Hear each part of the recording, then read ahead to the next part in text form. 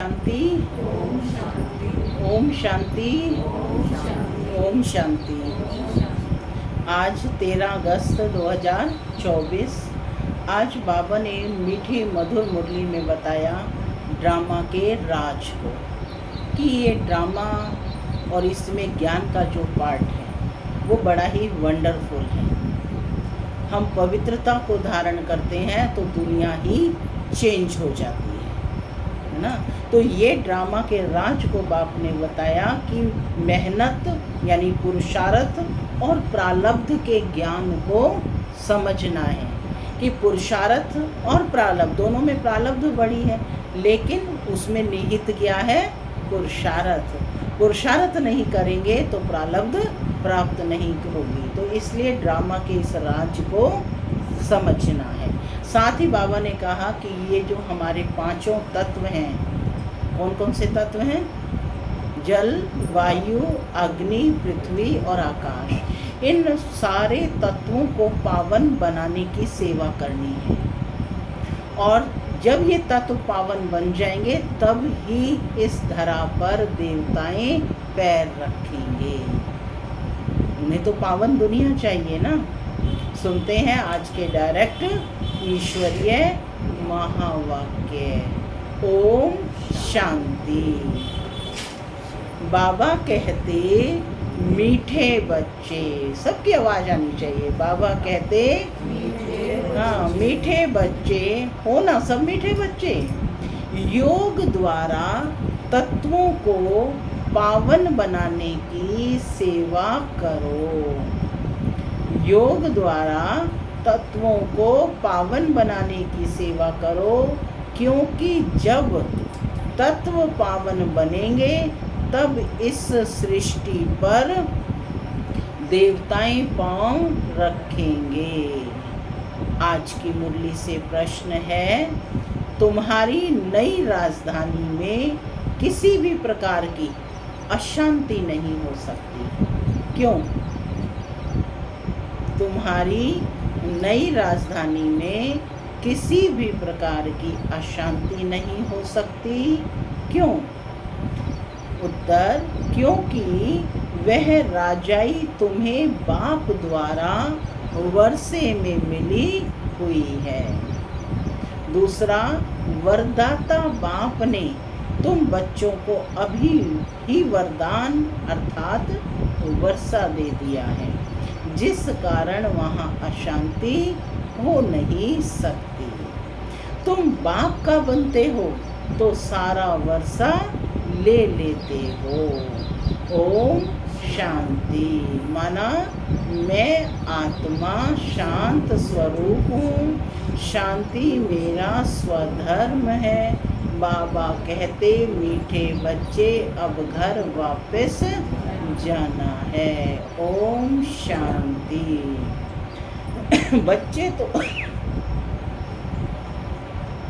बच्चे तो जानते हैं जिसके हम बच्चे हैं, उनको सच्चा साहिब भी कहते हैं। इसलिए आजकल तुम बच्चों को साहिबजादे भी कहते हैं। क्या नाम दिया बाबा ने? सच्चा साहिब के बच्चे साहिबजादे हैं। सच के ऊपर भी एक पौड़ी है, सच खाना, सच पहनना। बल ये मनुष्यों की बनाई हुई है, परंतु यह बाप बैठ समझाते हैं। यानी कि सच के ऊपर एक पौड़ी बना रखी है, सच खाना, सच पहनना। तो बाबा कहते हैं ये बल मनुष्यों ने बनाई है। बच्चे जानते हैं ऊंचे ते ऊंचा बाप ही है, जिसकी बहुत महिमा है, जिसको रचयिता भी कहते हैं। पहले पहले है बच्चों की रचना। बाप के बच्चे हैं ना, सब आत्माएं बाप के साथ रहती हैं। उनको कहा जाता है बाप का घर, स्वीट होम। स्वीट होम में बाप और बच्चे दोनों इकट्ठे रहते हैं। यह कोई होम नहीं है। बच्चों को मालूम है कि वह हमारा स्वीटेस्ट बाप है। स्वीट होम है शांति धाम। फिर सतयुग भी स्वीट होम है, क्योंकि वहाँ हर घर में शांति रहती है। तो बाबा ने कहा परम धाम भी स्वीट होम है और सतयुग भी स्वीट होम है, क्योंकि वहाँ हर घर में शांति रहती है। यहाँ घर में लौकिक माँ बाप के पास भी अशांति है तो दुनिया में भी अशांति है। वहाँ तो घर में भी शांति तो सारी दुनिया में भी शांति रहती है। सत्य को नई छोटी दुनिया कहेंगे। यह पुरानी दुनिया कितनी बड़ी है, ये पुरानी दुनिया कितनी बड़ी दुनिया है। सत्युग में सुख और शांति है, कोई हंगामे की बात नहीं है। सत्युग में हंगामे नहीं होते हैं, क्योंकि बेहद के बाप से शांति का वर्षा मिला हुआ है।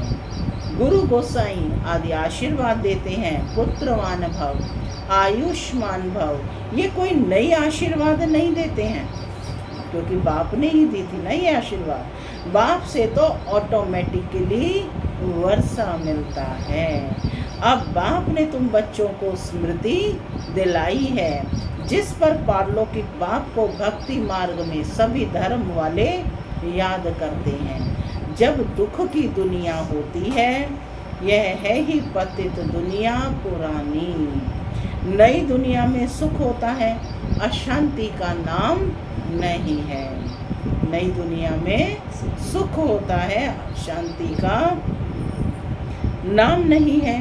अभी तुम बच्चों को तो पवित्र गुणवान बनना है, नहीं तो बहुत सजाएं खानी पड़ेंगी। बाप के साथ साथ धर्मराज भी है, हिसाब किताब चुकतो कराने वाला। ट्रिब्यूनल बैठती है ना, पापों की सजाएं तो ज़रूर मिलनी है ना। ट्रिब्यूनल बैठेगी, उसमें सजाएं दी जाएंगी और बताया जाएगा ये आपने किया और इसकी ये सजाएं। जो अच्छी रीति मेहनत करते हैं वह थोड़े ही सजाएं खाएंगे। पाप की सजा मिलती है, जिसको कर्म भोग कहा जाता है। यह तो रावण का पराया राज्य है, इसमें अपार दुख है। राम राज्य में अपार सुख होते हैं। तुम समझाते तो बहुतों को हो, फिर कोई झट समझ जाते हैं और कोई देर से समझते हैं। कम समझते हैं तो समझो इसने भक्ति देरी से की है। जिसने शुरू से भक्ति की है वह ज्ञान को भी जल्दी समझ लेंगे, क्योंकि उनको आगे नंबर में जाना है। तुम जानते, माने सेल्फ चेकिंग की बाबा ने कितनी बढ़िया तरीके से बताया है। तुम जानते हो कि हम आत्माएं स्वीट होम से यहाँ आई हैं। साइलेंस मूवी और टॉकी है ना। साइलेंस परम धाम में, मूवी सूक्ष्म वतन में और टॉकी इस स्थूल दुनिया में मनुष्य लोग। बच्चे जब ध्यान में जाते हैं तो सुनाते हैं कि वहाँ मूवी चलती है, माने एक के बाद एक दृश्य देखने में आता है। उनका कोई ज्ञान मार्ग से ताल्लुक नहीं है। मुख्य बात है अपने को आत्मा समझ, बाप को याद करो, बस और कोई बात नहीं। बाप निराकार, बच्चे भी यानी आत्मा भी इस शरीर में निराकार है और कोई बात ही नहीं उठती। आत्मा का लव तो एक परम पिता परमात्मा के साथ ही है। शरीर तो सब पतित हैं, तो पतित शरीर से लव हो ना सके। आत्मा भल पावन बन जाती है, परंतु शरीर तो पतित है। पतित दुनिया में शरीर पावन बनता ही नहीं है। आत्मा को तो पावन यहाँ बनना है, तब इन पुराने शरीरों का विनाश होगा। आत्मा तो अविनाशी है। आत्मा का काम है बेहद के बाप को याद कर पावन बनना। आत्मा पवित्र है तो शरीर भी पवित्र है। बाबा कहते वह मिलेगा नई दुनिया में। पवित्र शरीर कहाँ मिलेगा? नई दुनिया में। आत्मा भल पावन बन जाए। आत्मा को एक परम पिता परमात्मा के साथ ही योग लगाना है। बस इस पतित शरीर को टच भी नहीं करना है। यह आत्माओं से बाप बात करते हैं। समझने की बातें हैं ना, सतयुग से लेकर कलयुग तक शरीरों के साथ लटके हो। बल वहाँ आत्मा और शरीर दोनों पवित्र है, वहाँ विकार में जाते नहीं, जिससे शरीर या आत्मा विकारी बने। वल्लभाचारी होते हैं, टच करने नहीं देते, वो किसी को भी टच नहीं करने देते हैं। तुम जानते हो उन्हों की आत्मा कोई निर्विकारी पवित्र नहीं होती है। वह एक वल्लभाचारी पंथ है जो अपने को ऊंच कुल वाले समझते हैं, शरीर को भी टच करने नहीं देते हैं। ये नहीं समझते हैं कि हम विकारी अपवित्र हैं। शरीर तो भ्रष्टाचार से पैदा हुए हैं। ये बातें बाप आकर समझाते हैं। आत्मा पावन बनती जाती है तो फिर शरीर भी बदली करना पड़े। पावन शरीर तो तब बने जब पांचों तत्व भी पावन बन जाएं। क्या कहा बाबा ने?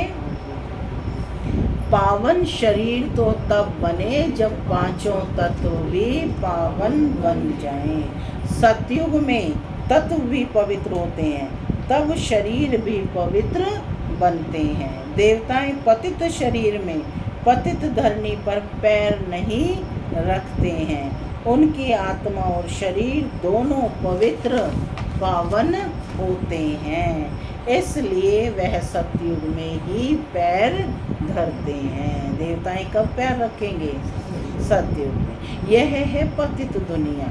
आत्मा पारलौकिक बाप परमात्मा को याद करती है। एक है शारीरिक बाप और एक है अशरीरी बाप। अशरीरी बाप को याद करते हैं क्योंकि उनसे ऐसा सुख का वर्षा मिला है, तो याद करने बगैर रह नहीं सकते।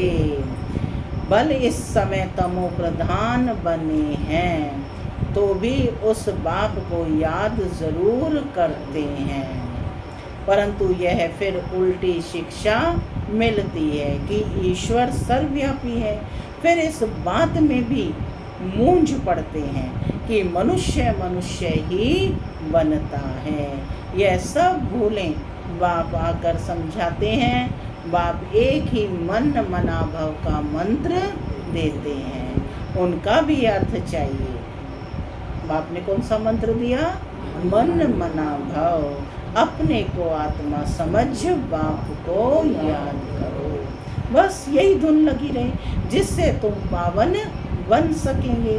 देवताएं पवित्र हैं, अब बाप आकर फिर से ऐसा पवित्र बनाते हैं। सामने एम ऑब्जेक्ट रख देते हैं। क्या है एम ऑब्जेक्ट?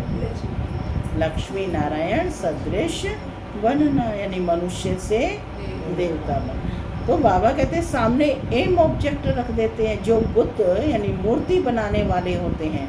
मनुष्य की सूरत देख झट उनका बुत बना देते हैं, जैसे कि वह जीता जागता सामने बैठा है। वह तो जड़ बुत हो जाते हैं। यहाँ बाप तुमको कहते हैं तुमको ऐसा चैतन्य लक्ष्मी नारायण जैसा बनना है। तुमको ऐसा चैतन्य लक्ष्मी नारायण बनना है। कैसे बनेंगे? प्रश्न उठता है ना कि कैसे बनेंगे? मनुष्य से देवता तुम इस पढ़ाई और प्योरिटी से बनेंगे। स्पष्ट किया है बाबा ने। कैसे बनेंगे?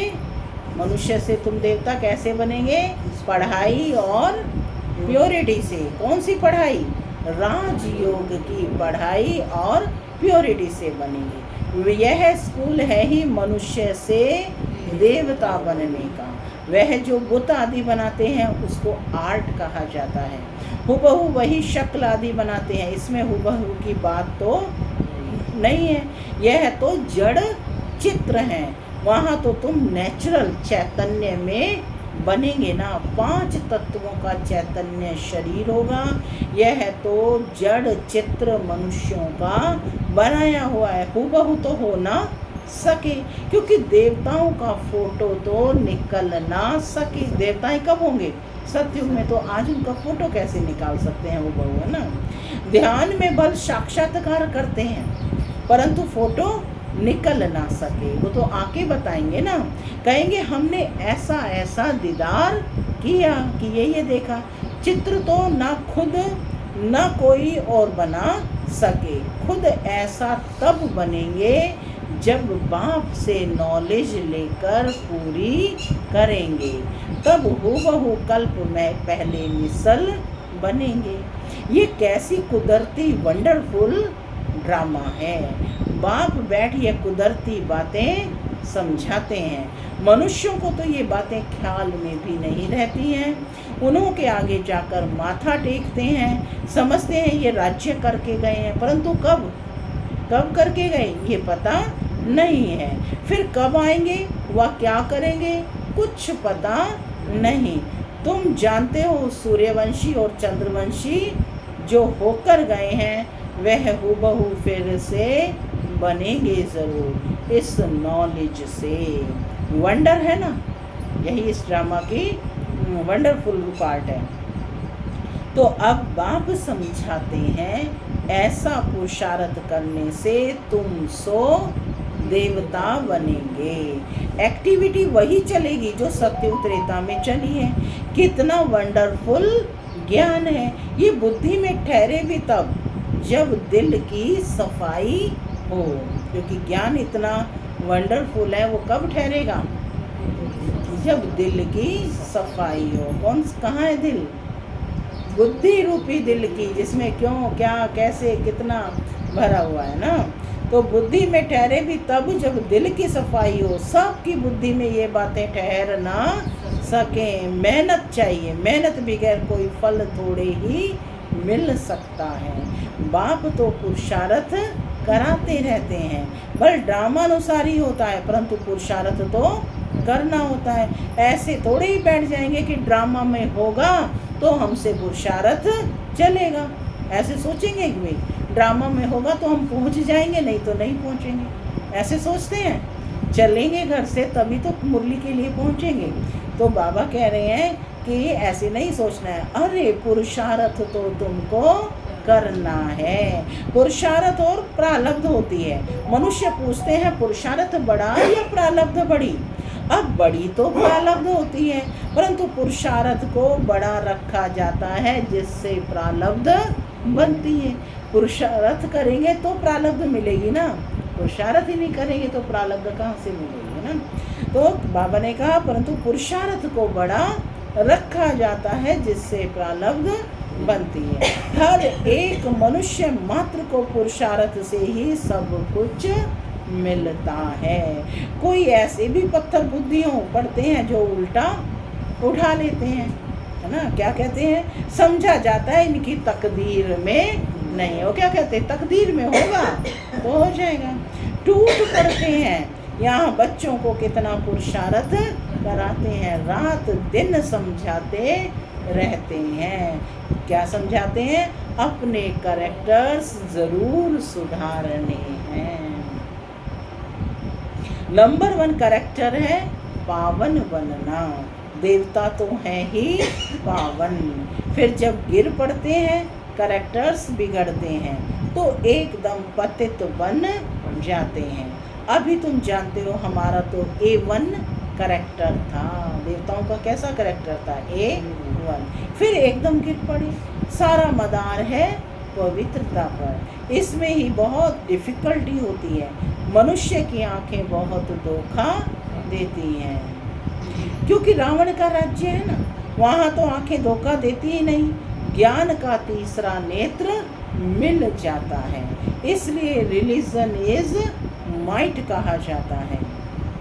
सर्वशक्तिमान बाप ही आकर के यह देवी देवता धर्म स्थापन करते हैं। बल करती तो सब आत्मा है, परंतु मनुष्य के रूप में करेगी, देह धारण करके ही करेगी ना। वह बाप है ज्ञान का सागर। देवताओं से इनकी महिमा बिल्कुल अलग है। देवताओं की क्या महिमा है? निर्विकारी मर्यादा पुरुषोत्तम परम धर्म। Very good. और बाप की क्या महिमा है? का सागर,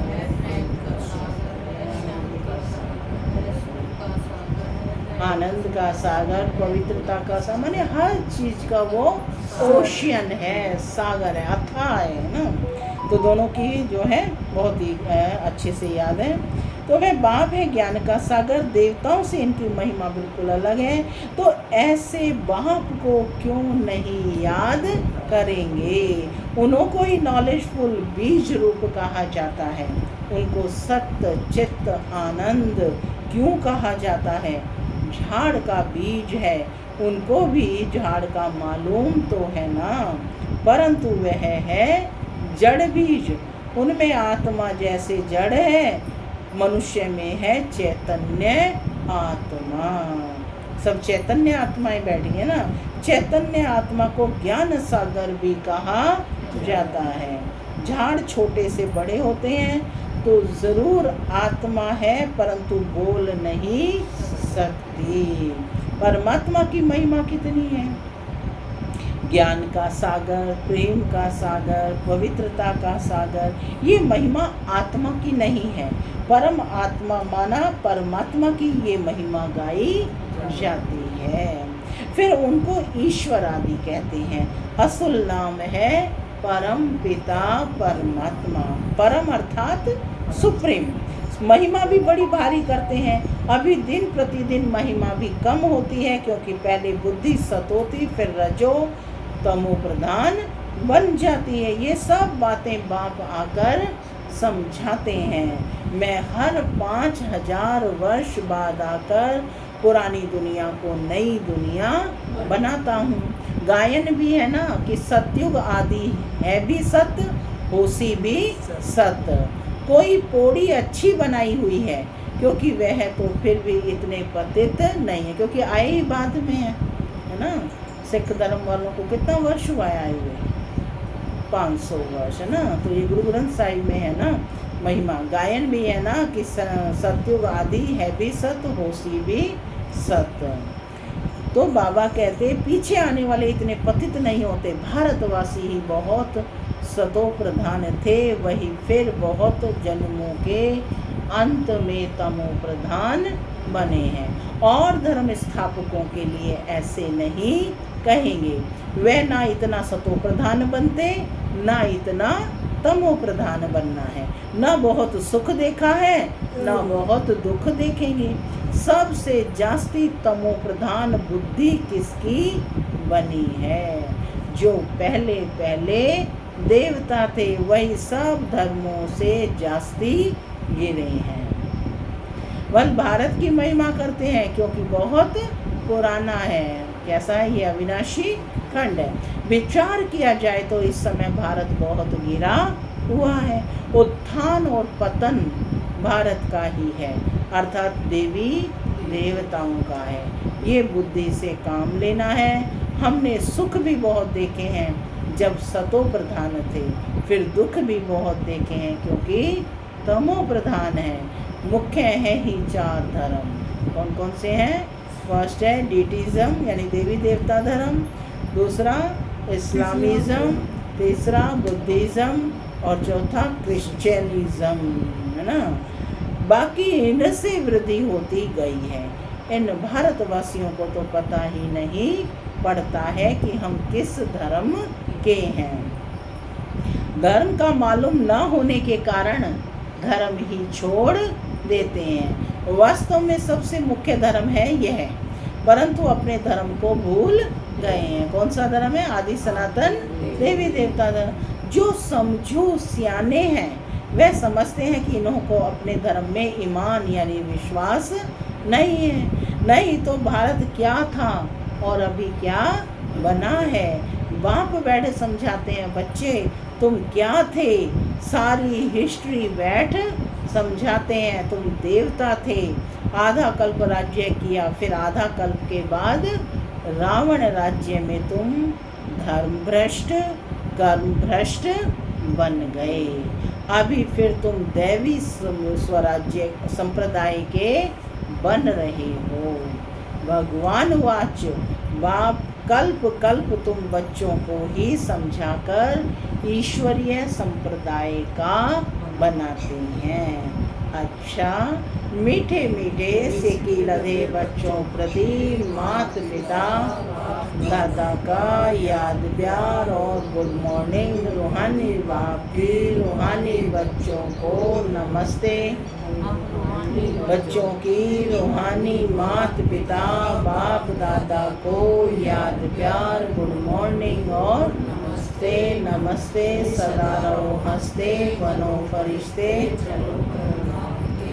धारणा के लिए मुख्य सार। पहला, अपने दिल की सफाई से बाप के वंडरफुल ज्ञान को जीवन में धारण करना है।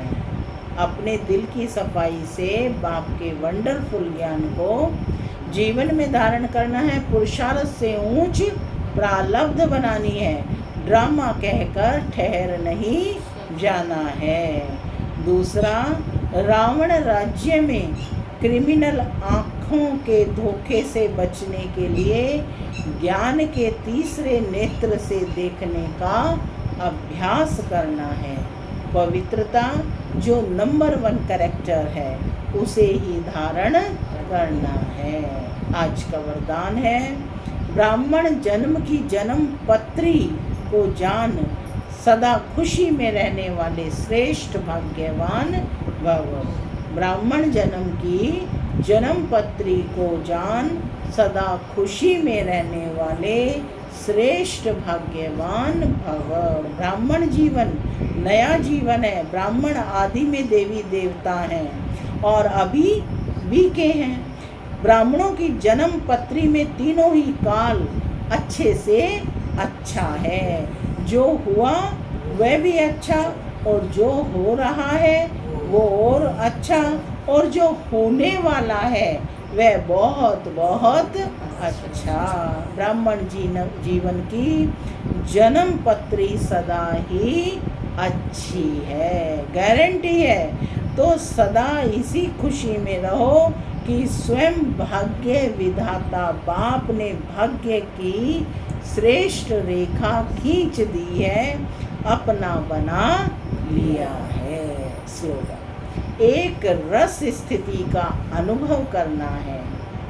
एक रस स्थिति का अनुभव करना है तो एक बाप से सर्व संबंधों का रस लो। ओम शांति।